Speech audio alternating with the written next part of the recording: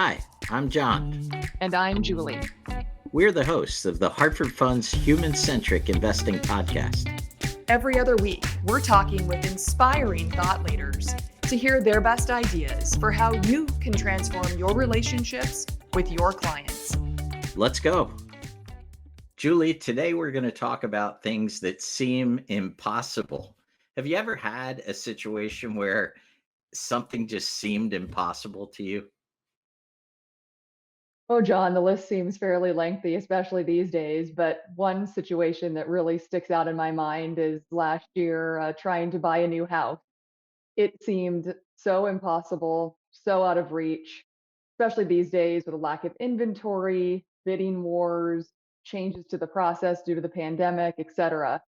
But I have to say, with some patience, which typically isn't my strong suit, some logic, some planning, and most importantly, having some trusted sounding boards, it all worked out. How about you, John?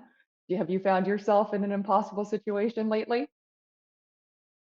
Well, not lately, but one that sticks in my mind actually occurred in the area of the financial services business. We had a very close family friend that came to me, and he and his wife were concerned because they were only a few years into retirement and their nest egg was seemingly disappearing. I think somebody had told them that if they just kept their annual withdrawals under like 12, 15%, they should be fine. Right. So I looked at it and I just, wow, this almost seems impossible. And yet we were able to work some things out where, they made some adjustments, they took on some new things.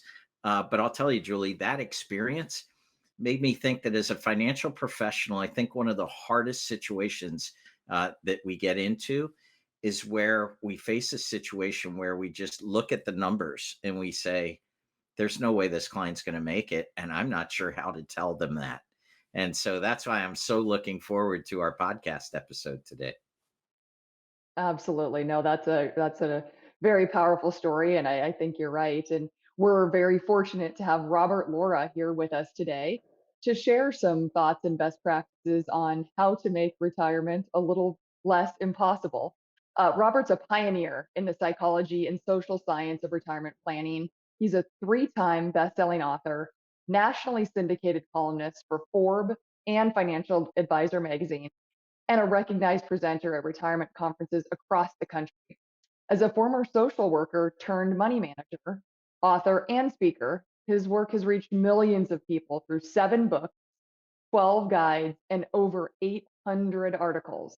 He frequently appears in major business media outlets such as the Wall Street Journal, USA Today, CNBC, MarketWatch, the New York Times, and much more.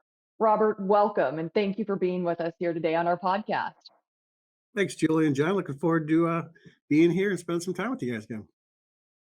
Hey, Robert, when I read the headline, your term, the impossible retirement, I have to admit, I didn't really know what you meant by it. So what was this idea and how did you come to it around this idea of an impossible retirement? Well, I mean, I think we've all seen the statistics of the saving crisis and people aren't saving enough. And, I've had lots of interactions with people who feel retirement's impossible. And I kind of got the idea from the show Restaurant Impossible, where they go on the show and they've got these restaurants that are running to the ground and they're going to shut down in 2 months and it's the end of a long legacy and it's this horrible story. Well, the same things happen to people in retirement. They're turning 50 or 60 or 65. They feel behind and no one's really helping them. And kind of to your point you made earlier, like I was a retirement robot for a long time, just press numbers, press time frames. Sorry, won't work. And really, it's about being creative and looking for solutions and kind of being the light for them that says there's ways we can do this. And so it is just about a little bit, learning a little bit more of the art than the science, and then really just instilling people in hope. Because again, to the story that you just shared, there are ways that people can do it. It's not impossible. They just can't see new opportunities. Robert, I'm curious, does this concept primarily impact clients who haven't saved enough money for retirement? Could you share your thoughts on which demographic of pre-retirees that you're referring to? Yeah, that's where it starts. And again, because we've been, brainwashed to believe that retirement's a financial event, that you have to have this ridiculous sum of money that you're slowly gonna, eat away at for the next 30 or 40 years. And again, if you were to walk up to people and say, how much do you need to have to retire? $1 million, $2 million, these staggering numbers, and it's impossible. People are living paycheck to paycheck. And the other idea that retirement is this time where you do nothing is not true. And so not only do they have this bad idea of the sum of money they need, but the fact that they're not going to do anything. And that's where, again, I think if you start to look at some creative ideas that people have had, you can combine, your passions and hobbies with part-time work or a business or other things. And, even for myself, like I don't see myself slowing down until I'm in my 80s. There's just no way. And so that switches gears. So someone who's, let's say, 58, who hasn't saved enough is sweating out trying to have $1 million and be done for the rest of their life at 65. That doesn't have to be the case. You can switch careers, you can go back to school, you can start a business, you can do these other things. And that's what's missing. People just need permission, and also normalization. That, guess what? You're not the first impossible story you come across. You're not alone. You're not hanging out there by yourself. There's some things that we can help you with. Robert, I recently spoke at a conference, and afterwards, it was a financial professional conference. Afterwards, a couple folks came up to me and they wanted to know my thoughts on replacement ratios, right? And did I think it was 100% or 80%, or how does it change over time? And look, not that it's not a great conversation to have. Obviously, there are great rules of thumb that can kind of get us in the general vicinity, but what I'm hearing you saying is not to disregard the financial analysis part of it, but to understand that that's not a predeterminant of what the future will be. Am I capturing that correctly? Yeah, I think too. I think if you think about something simple like a marriage, right? You can't project what your marriage is going to look like in 30 years.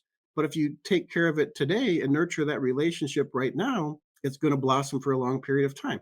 So if we can switch the focus, so instead of John, you got to have $1 million in 10 years. So go get 3 jobs, say goodbye to your family and slave away. And then hopefully you'll get there. But oh, by the way, when you do, you're going to be miserable. Um, it is about saying, let's start small. Let's just say, we're going to do this. Let's open up your eyes that 65 is not or 62 is the end all be all date. And let's start to explore, some of your passions and hobbies and try to align perks with them or other opportunities. And it's just really this process of opening up area, just fresh thinking. And that's what, when people are in a rut and struggling, it's what they need. They need someone to break that cycle. And I think no matter what situation you're in, just for someone to have some hope for you. And again, when people come to us as financial professionals, we carry a lot of influence. What we say matters to people. And do I tell people, I'm not, preaching some prosperity that, oh, we're going to fix this. You're going to be richer than ever. Easy money. Don't worry about it. But I think just saying, we're going to keep working through this. I'm here for you. Let's keep bouncing ideas. Let's keep through it. And it's not snap and done. It does take time, but people need that. And that again is something that we can provide to those individuals is to instill that hope, help them be creative and open up new ideas. It makes so much sense, Robert. And I've always thought about it as the dollar amount is important, but it's what is that dollar amount allowing an individual to do in the next phase of their life? Is it allowing them more free time? Is it allowing them to give back to an organization that they care about? Is it allowing them to help their family? What is that doing in terms of opening doors and giving them flexibility? I'm curious, do you have any examples that you would be willing to share of any clients that you've helped really work through this process? Maybe they felt like retirement was out of reach, or they were really struggling with this concept of thinking about this insurmountable hurdle. What examples can you share with us today? Yeah, I had an example early on in my career where I had a couple come in, they wanted to retire, and obviously doing some quick math, it wasn't looking good. And their big goal, they wanted to travel. And I'm thinking, there's no way that's happening. But really, what I didn't realize at the time was that they later shared was she had worked for an airline. And so she was going to get tickets for like $25 a ticket. She planned in retirement to work part time for a hotel chain, while her husband was retiring from a big three automaker, was going to go work as a porter for a rental car agency. So essentially, they created a way to retire. They were going to work part time to generate some income, but also because of the hotel chain, airline, and rental car agency, they could basically travel for pennies on the dollar. And so the money wasn't there, but the strategy was, and that's why we have to look beyond the dollars. To your point, to these other things, and time again, I've had clients come in just like they're just sweating out the numbers, but they don't live extravagant lives. They, John, to your point earlier about the replacement ratio, is the rule of thumb 70 or 80%? Maybe, but can a lot of people have a great life at 40 or 50? Absolutely. Because here's the one thing I know about retirement: the only guarantee that comes with it is at some point you're going to die. Now, that sounds like a terrible topic to have, but that's the reality. And you can't take it with you. And if you really drill down and ask people, what's most important to you about retirement, if they're on their deathbed, they don't say, hey, will you call my financial advisor? Will you bring the deed to my house? No, all the most important things in the world don't cost money. And so you don't need to focus to be on money. You don't have to take the grandkids to Disney World 3 times. You really just need to spend time with them. So it's about drilling down what's important, what they value, and then taking a step by step process to figure out what they can do from there. So when we think about Robert, we think about helping clients who feel that retirement is out of reach. I mean, it's funny to hear you share that story. The couple I mentioned earlier, they actually went back to work for the local school district. He drove a bus part time. She was an aide part time. But I thought the most clever of the things that they did was they enjoyed traveling in their travel trailer, and they would always stay at national parks. Well, during the summer, they would go and volunteer at national parks, right? Where they would get free lodging and maybe some, some free fellowship activities throughout the summer. And I think that the important thing for financial professionals to realize is we don't always have to think about all these things, but what we do have to do is observe what's happening, because those stories that we can share can be a great resource for clients who are unsure. And I guess I'd ask you, Robert, how is it best to help clients who feel that retirement is out of reach? I think it's really talking through the definition of retirement. So if you can help people change the definition that says, you know what, the new definition is not large sum of money, do nothing.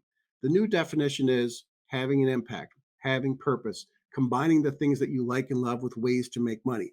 Great point on that couple using national parks and volunteering. A lot of people love to go to theater and shows. Well, you can go volunteer at those things. That way, you're not spending money on it.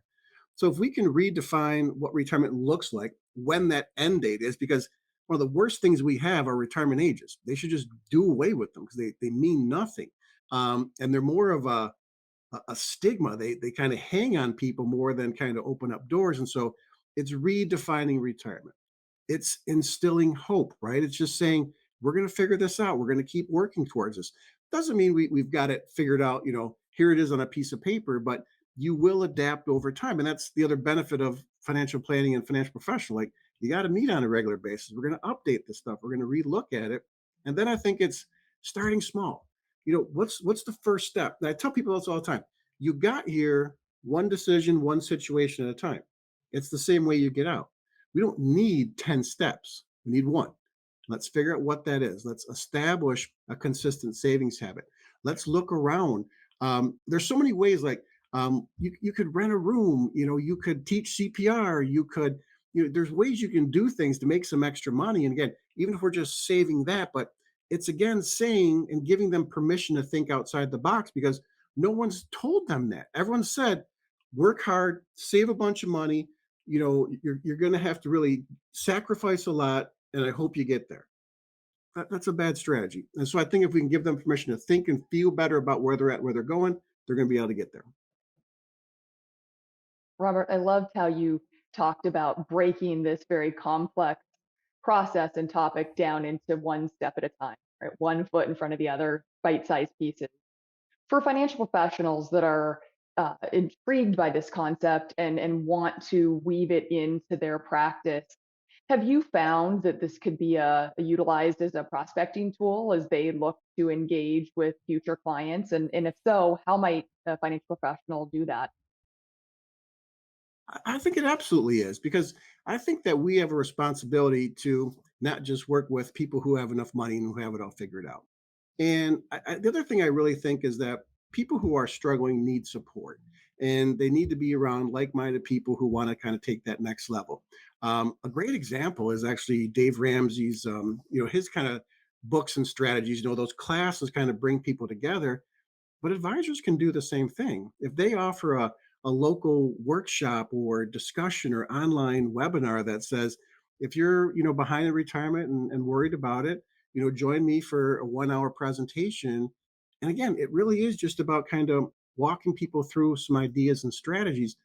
That's also differentiating you in the community, right? So it's not just about how much new business can I get? How much revenue can I draw? How much can I do all this or that? Go work with some organizations who have some people who may be behind or lower paid to kind of offer these services as a way to kind of give back and be a positive influence in your community. So, Robert, as we think about, when I think about anything that seems impossible, it almost always goes back to the fact that it seems like such a pain in the neck to think about. I don't even want to begin to try and get my arms around it, right? So let's kind of role play a little bit, not per se, but a client comes in and shares with you what their worries are. They're afraid they're not going to have enough money. They're afraid they're never going to, be able to, leave the job that they're in to start something they want. Like when we say establish that first step, what does that first step look like? Do you center on a hope and dream? Do you center on a fear? Do you center, what do you pluck out of that story as a grounding point, a place to begin? Yeah. So, what I train other professionals and people on is a kind of a three-step process: normalize, context, and permission. So, we're going to right away normalize it. John, you're not the first person who's come in here that's, felt like they're behind or felt like retirement was impossible. I see this on a pretty regular basis. And, so you're not alone in how you're feeling. So what we have to do is kind of figure out the key things that are important to you and where we're going to go. And I think so that point then allows us to give context, because then context is, explain why I'm feeling this way. Tell me how to feel different, or what is the statistic behind this. And that again is where the advisor has the opportunity to say, there's a new narrative for retirement. It's not about, building this large sum of money. It's not about sitting around doing nothing. It's really realizing that you can have impact, make money, and do the things that you like well longer than the traditional retirement ages. So that's the first time they're hearing this, right? So now they're like, okay, I'm not alone. You're saying there's potential. And I think if we make the shift, because financial planning is complex, that's why people procrastinate it. There's too many layers. You're like, oh my God, banging your head, whoa, all this stuff. You're like, no, I don't want to do it. Let's talk about what's most important to you. Because when we remove money as the main factor, stress and anxiety goes down, ideas go up. And so that allows people to then start to say, okay, well, I guess what's most important to me is this and this. So we make the box smaller, we give them permission to think around and outside of it. And that's where people they need that light first. Then ultimately you're going to have to say, let's meet again in a month, or let's try some strategies to save some money or set aside some additional savings. Or why don't you just start to Google um, part-time jobs with benefits, so that way if they still need benefits when they transition or they want to work part-time, they're starting to do a little bit of, research, then report back and we can talk about that. So that's kind of my process, is this whole normalized context, permission, and then help them take those steps. That's terrific. I think that framework is so helpful as financial professionals think about how they might actually implement this concept in conversations. I'm curious, Robert. Obviously, you've had many, many, many conversations through the years with many different clients in different life stages and financial and physical situations. Is it true that sometimes retirement really is out of reach? And how do you embark on those conversations? I don't think it is, because there's no universal definition of a successful retirement. So it's interesting because I've been trying to develop an assessment, a retirement readiness assessment, right? And I've been banging my head trying to figure this out. Well, the problem is the way you define it, Julie, or John, or myself is so different. So how can I say who's successful or who's going to be better at it?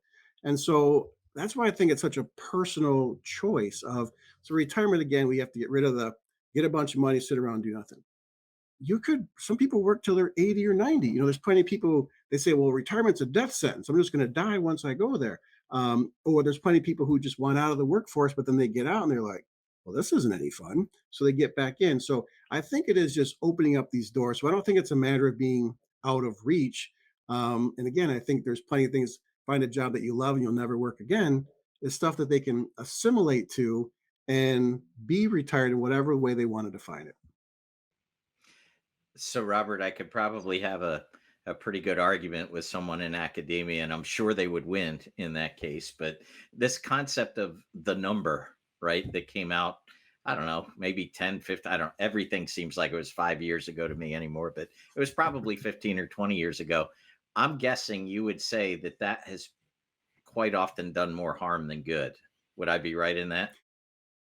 Yeah, and again, I think it's a good guide. We need rules of thumb. We need things like that because, again, a young person starting out, we want to teach them this savings habit, and so there's foundations for this, but there's things that come up, and some people are dealt some tough hands, and all of a sudden you're in a tough spot, and oh, by the way, this is impossible. You'll never get there. That's not what we want to instill. So the numbers, they are important. They do play a role, but they're not it. And there's definitely a lot of wiggle room and sliding that we can use within there. We had a couple last week came to one of our workshops, and they had been retired for about 5 years, and the rest of the folks in this meeting were still working and even into the retirements. But they came back and they said, the one thing we could tell you to count on in retirement is it'll look like nothing that you counted on. They said they were 5 years in, and it looked nothing like they had once envisioned, but they didn't say that regretfully, right? Some things came up, it changed their course, but they were very thankful that what happened did. And like you said, it's a fine balance. It's not totally just, let's see what happens, but it's an interesting way to look at things. And I think that that's the difficulty in trying to find that math solution to a life that we really don't know what's on the other side of. So rules of thumb are great. Problem is everybody's thumbs are different, right? You got it. And I think that, again, why I applaud you guys for the work that you're doing. Because the other thing I like, you got the resources. And so that's what I think is cool, that advisors don't have to know it all or be it all. Go download some of these articles or other things and hand it out, because that's just as beneficial as being able to kind of walk people through some of this framework or other pieces. Is sometimes putting it in their hand, letting them take it home and read it can make a big difference as well. So, Robert, if financial professionals could take one thing from today's discussion to change the way that their clients think, or maybe even a first time prospect, first time we sat down to change the way they're thinking about retirement, what should that one thing be? I think it's be the light, be impactful, really start to think about your role as a financial professional as being much more figuring out the dollars and cents. People trust you and they're coming to you because they respect you. And so if you can just be that light, let them know there are possibilities, don't be a robot, and start to develop a little art with the science will go a long way in not only helping that person, but your community and other people as well. Robert, I love that beacon of hope. I think it's just so powerful and hopefully resonates with all of our financial professionals tuning in today. And if you're interested in reading Robert's article called Impossible Retirement: How to Help Clients Who Feel Retirement is Out of Reach, please visit hartfordfunds.com/impossible. That's hartfordfunds.com/impossible. Thank you again, Robert, for being here with us today. We truly appreciate it. Thank you. Thanks for listening to the Hartford Funds Human Centric Investing Podcast. If you'd like to tune in for more episodes, don't forget to subscribe wherever you get your podcasts and follow us on LinkedIn, Twitter, or YouTube. And if you'd like to be a guest and share your best ideas for transforming client relationships, email us at guestbooking@hartfordfunds.com. We'd love to hear from you. Talk to you soon.